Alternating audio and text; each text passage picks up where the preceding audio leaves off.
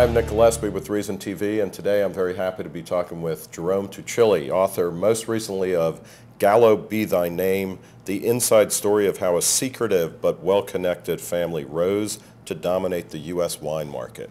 We're talking about the Gallo brothers. The Gallo family, Yeah. right. The Gallo wine family started, Ernest and Giulio were the two patriarchs, you might say, of that clan. Their parents started before Prohibition making wine in California. They had an uncle who was known as the Al Capone of the West Coast. His name was Mike Gallo. They denied, Ernest denied it up until till he died about a year and a half, 2 years ago. But they were running wine during Prohibition to the Capone mob. I think they were doing a public service, supplying the public with well, if nothing wine. else, there were a lot of masses that needed sacramental wine, so and especially that was exempt. during the Prohibition. Yeah. Sacramental wine was exempt. This book, and what I think is fascinating about it, is that it's a social history pegged to a family, an immigrant family, or a family, an Italian family with roots elsewhere, and you're talking about a product that has come in the past 50 years or the past 60 years to really kind of define and exemplify a very large shift in American sensibilities, where we went from maybe having jug wine once in a while at a beatnik poetry reading to now we love really rarefied, great tasting wines from all over the world. This is a story of immigration, of commerce, of technological innovation, of globalization. What was the wine world like before Prohibition in America? There was a palate for wine in the United States before Prohibition. Back in the 1890s, people dressed up to go out. They put on suits and ties and fedoras, and they drank good wine. We've enjoyed wine in this country since the days of Thomas Jefferson, who tried to grow wine in Virginia and imported wine from Italy and France. Prohibition killed the American palate for wine. It was illegal. So it was easier to make beer and gin in your bathtub, so this became a beer and whiskey drinking country. It took a long time to develop that palate again, and the Gallos, of course, came from Italy, where wine was an everyday thing. Good wine was an everyday affair. They wouldn't even think of consuming a meal without having a glass of wine to go with it. But unfortunately, as they tried to make good wine right after Prohibition ended in 1933, but there was resistance out there. They couldn't sell it. Giulio in particular was the winemaker. Ernest was the tough guy and the marketing agent, a good salesman. So what did they do to get a niche into the market? They made Thunderbird, all the garbage schlock out there, big gallons of... And Thunderbird was a sweet fortified wine? Yes, it was a sweet wine, tasted more like port, but they put lemon in it to cut back on the sweetness. So I mean they didn't want to make this wine, but they knew how to serve a market. They also made Ripple, is that right? Ripple was another one of theirs. Boone's Farm. Boone's Farm, Apple wines. They had all kinds of fruit and by the way, wines. we might have to stop because I'm having flashbacks to my adolescence now. Yeah, well, but I mean, so the Gallo brothers, in a weird way, are like, they're the starter family of people now who drink good wine, some of which is made by the Gallo family, right? Some of which is made by the Gallo family today. The problem for the Gallos is that people don't trust the Gallo label. So when they, the youngest generation right now, Gina and Matt Gallo, the grandchildren of Giulio, are really making top shelf wines at a low price. But people won't buy it because of the Gallo label. So what they've done to get around that is they've bought up high-end wineries like Martini, Louis Martini, Fry Brothers. They've bought good labels from Chile and Argentina and Italy.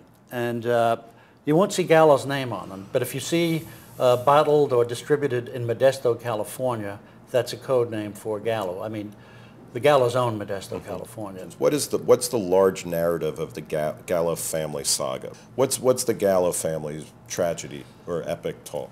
Well, it's not just a biography. It's also a history, a saga of American social history, and it's also a true crime story. The book actually starts with the murder of Ernest and Giulio's parents in Fresno, California. The police covered it up. It went down. Father goes crazy, kills his wife, and then shoots himself. The circumstantial evidence has convinced me that it was a mob hit. that they owed money to the wrong people. Some members of the Gallo family have told me that. So there's the true crime element. So from that, and from the ashes of Prohibition, Ernest and Julio come along. They're first-generation Americans, and they have the knowledge of winemaking, which they started. They had a tough time after Prohibition because you had the Great Depression, but they competed with the likes of Mondavi and Sebastiani. These were established names in California winemaking, and at some point 10, 12 years later, they actually outcompeted them. They outcompeted them by making Thunderbird and by making Ripple, and later on Boone's Farm and Bartles and James and all the things that Americans wanted to drink, all this glop. And at that point, Julio insisted that let's get into the fine wine field, and they tried and tried and have had a lot of trouble overcoming that stigma of their early years. The new generation, as I mentioned, has had a more success in doing it, but not as great a success in marketing it. There's still a resistance against that. But they've also used the political system to further their ends. They were giving a lot of money to the Clinton campaign, and they got favorable tax treatment. Bob Dole, a Republican, called it the Gallo tax amendment. So they started giving a lot of money to Bob Dole. They actually became his #1 political campaign contributors. After that, Dole shut his mouth and went along for the ride.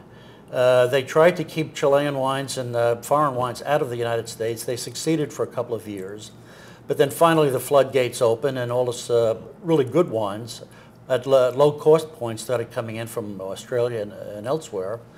And so the Gallos was smart enough to respond by buying and establishing footholds in foreign markets, to the point where they control maybe 30 labels. You don't know it's even Gallo. So this is, I mean, their family saga is a kind of microcosm or a slice of American life, and not like The Godfather. And as a half of Italian American, I feel like I can make, unsavory Italian references, but I mean, but there's a crime at the beginning of a dynasty, which then, goes through tough times, becomes entrepreneurial, not just in a business sense, but also in a political sense. And we get to a point where we are in America, where we are all richer, we are all more well-connected, and we are all more discriminating in our tastes for virtually everything.